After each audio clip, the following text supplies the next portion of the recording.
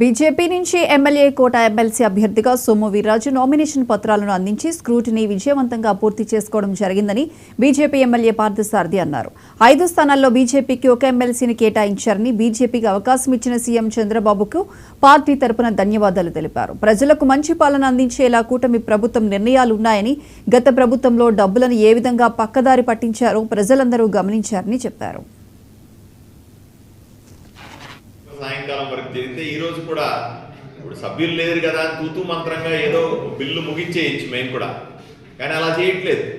అసెంబ్లీలో అన్ని పార్టీల వాళ్ళు, అన్ని ఎమ్మెల్యేలు స్వపక్షమే విపక్షమై మమ్మల్ని విమర్శించుకుంటూ మేము చేసుకుంటున్న నిర్ణయాలని తిరిగి రాసుకుంటూ, మేము తీసుకుంటున్న నిర్ణయాలని తరచి చూసుకుంటూ దాన్ని చర్చకు పెట్టి ప్రతి ఒక్కరి చర్చలో ఉన్నటువంటి మంచి పాయింట్లన్నీ తీసుకొని దాన్ని మళ్ళీ క్రోడీకరించి కొత్త బిల్లులు, కొత్త ఆలోచనలు చేయడానికి ప్రయత్నం చేస్తాం. ఇటువంటి ప్రయత్నం ఆంధ్రప్రదేశ్లో జరగడం మొదటిసారి.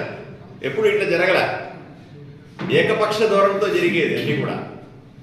ఈరోజు ఇంత సుదీర్ఘమైనటువంటి చర్చలకు అవకాశం కల్పిస్తున్న ముఖ్యమంత్రి గారు, ఉప ముఖ్యమంత్రి గారు, అలాగే స్పీకర్, డిప్యూటీ స్పీకర్ల గారికి ప్రత్యేకంగా ధన్యవాదాలు. ఎందుకంటే సమయం ఇచ్చి ఓపికగా విని ప్రతి ఒక్కరిని మాట్లాడమని ప్రోత్సహించి వాళ్ళ ద్వారా సమాచారాన్ని రాబట్టి, రాష్ట్రం అంతా ఒక రకంగా ఉండదు, రకరకాల నియోజకవర్గాల్లో రకరకాల ఆలోచనలు ఉంటాయి. వాటిలన్నింటినీ తీసుకుని సమగ్రంగా ఈరోజు అసెంబ్లీ సమావేశాలకు అసలైన అర్థం తెచ్చేలాగా చర్చల ద్వారానే సుపరిపాలన ఇవ్వగలం, చర్చల ద్వారానే మంచిగా ప్రజలకు మంచి చేయగలం, చర్చల ద్వారానే కింద మనకు గ్రాస్ రూట్ లెవెల్లో ఉన్న సమస్యలు తెలుసుకోగలం అనేటువంటి ఆలోచన విధానాన్ని ఈరోజు కూటమి ప్రభుత్వం అసెంబ్లీలో ప్రతిబంధిస్తూ ఉంది.